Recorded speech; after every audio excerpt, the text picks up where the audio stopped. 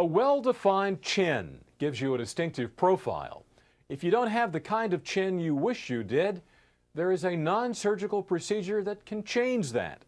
Here to explain is Dr. Alexander Rivkin, Medical Director of the Westside Medical Spa in Los Angeles. I call this procedure non-surgical chin enhancement. What it is a series of very precise injections to change the shape of the chin to the patient's preference. It is a substitute for surgical chin enhancement, which involves an implant and general anesthesia and all that kind of stuff. And this is a much easier and risk-free way of doing the same thing, and even actually it's a way of doing that better, because the physician is much more in control of where the injections are going, of what the shape of the chin is going to be, and it can be tailored to the patient's preference. This procedure is an injection. It's an injection of a filler substance called radiance into the area of the chin, and it's much more precise than a surgical procedure because you can expand just the areas that you want to expand, and you can mold the chin and make the chin into whatever shape that you want.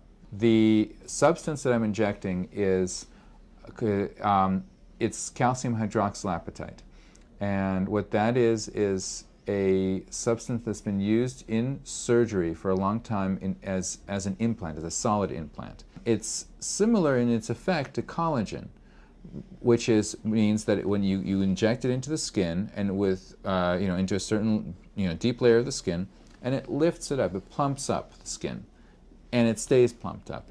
As a physician, I want to make sure that what I'm injecting, there's no allergic reaction, it's non-animal based, it doesn't get absorbed by the body, there's no, and it doesn't move.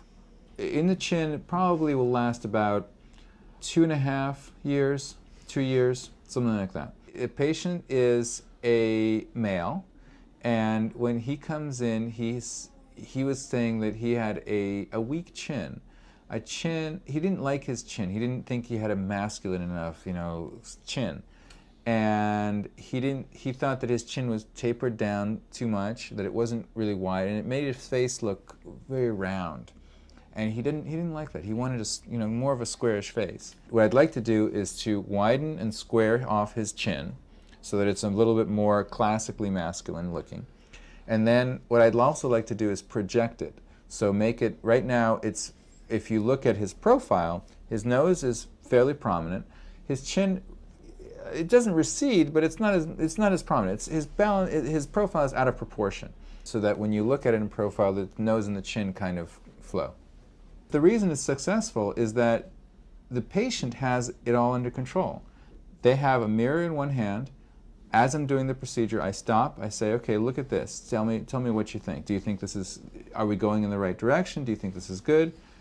And it's all up to them, That's where the success lies. Success doesn't lie in what I think is perfection. Success lies in making the patient happy. When they see themselves and they say, well, this is what I really want to look like, success means achieving that goal, and that's what this can bring, and that's nice.